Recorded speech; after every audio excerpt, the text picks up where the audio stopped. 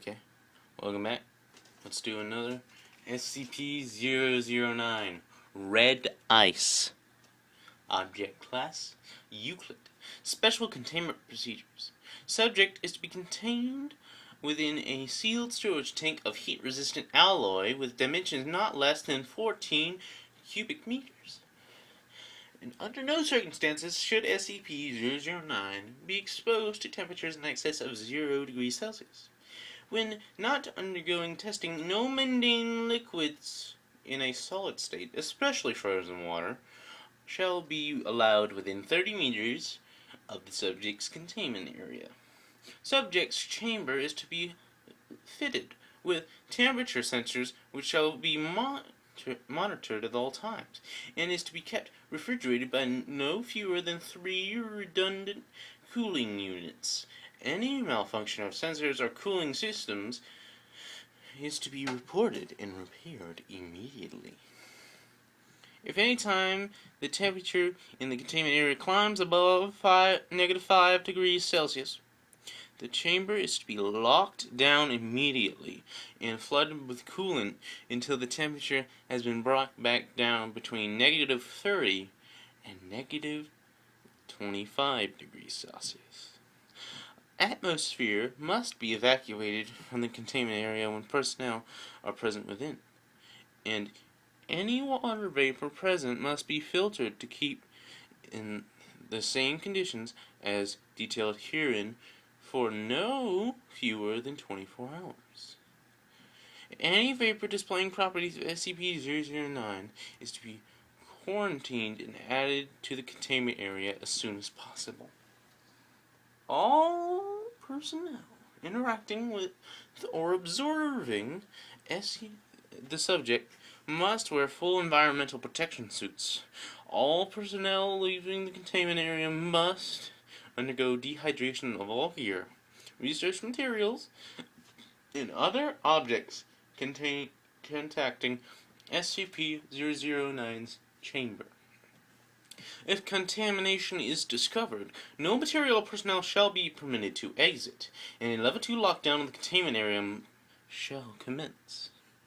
Lethal force is authorized in cases of dire need, but all security forces are strongly advised to remain as far away from their targets as possible to minimize the chance of contact with fluids contaminated by SCP-009. Description: SCP-009 is approximately 3,700 liters of a substance which exhibits a number of unique properties. While small amounts of the substance in all phases are as colorless as mundane water, in mass it takes on a distinct red hue. Its most notable property, however, is the fact that SCP-009's reaction to temperature extremes is exactly opposite of standard H2O. The subject assumes a liquid phase at temperatures between -100 degrees Celsius and 0 Celsius, and converts to a solid state above those temperatures. At temperatures below -100 Celsius, SCP-009 vaporizes into a gaseous phase similar to steam, though it still retains its red coloration when put under high pressure. Examinations of the atomic structure of SCP-009 have proved inconclusive. Tests indicate that the subject is comprised of the same combination of hydrogen and oxygen as normal water, leaving researchers to speculate that the source of the subject's anomalies may be from the atoms themselves. Dr. Blank has suggested that the subject may have originated or been altered by another reality in which the laws of physics are inverted.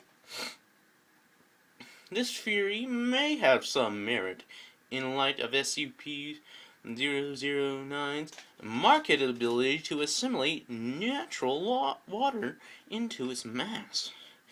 If placed in physical contact with any aqueous solution, be it ice, salt water, or water vapor in air, SCP-009 will spread and contaminate any H2O in said solution.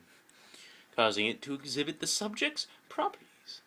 Though this capacity is present in all phases, it has been observed to progress most slowly and thus to be most containable in the liquid phase.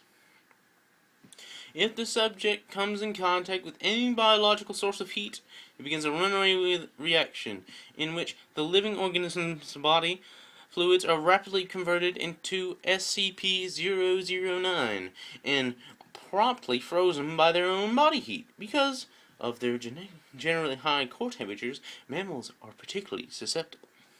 Because SCP-009 produces heat while freezing, at the same rate mundane ice consumes heat while melting, the process is self-perpetuating until all available moisture is converted, or until it is halted by an external force.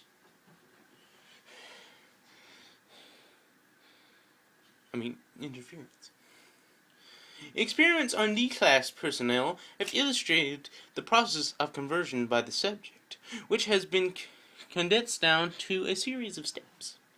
1. Initial exposure. Subject is exposed to SCP-009 and it begins converting any water present on the exposed surface, usually skin, to exhibit its properties. Presence of mist, fog, snow, or other solid or vaporous water generally accelerates this process. Surface conversion. 2. A thin layer of frost forms on the exposed area as body heat and heat produced by SCP-009 raise its temperature above freezing. Progression to this step can take anywhere from 5 minutes to 1 hour, depending on the victim's body temperature. At this stage, freezing has begun processing through the initial layers of the epidermis and soon reaches live cells. 3. Deep tissue conversion. Exponential increase in temperature of SCP-009 causes expansion of ice crystals throughout the victim's body, resulting in widespread performation of initial cell structure. Actual blood loss is minimal at this stage due to the ice crystals filling the puncture wounds, all allowing subjects to remain alive and conscious for up to blank hours. 4. Data expunged. 5. Death. Multiple organ failure and exoneration via systemic crystallization. Testing on D-class personnel was discontinued as of April 23rd, 20 blank. Appendum. Circumstances of retrieval. Subject was found in blank, Alaska, on November 5th, 19 blank. The Foundation became involved after reports were obtained from the native blank tribe who came across the mangled bodies of a team of seal hunters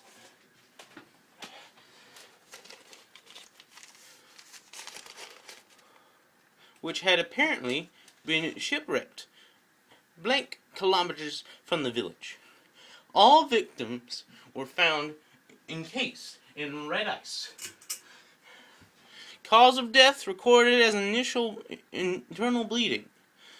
On victims whose features were sufficiently intact, expressions of panic and intense pain were observed. It is surmised that the low ambient temperatures in the area retarded the freezing process. This prolonged the total conversion by blank hours, and allowed the victims to remain conscious until data expunged. Appendum. December 16th, 2000 blank. Supercooling of SCP-009 for the processes of experimentation is disallowed until further notice.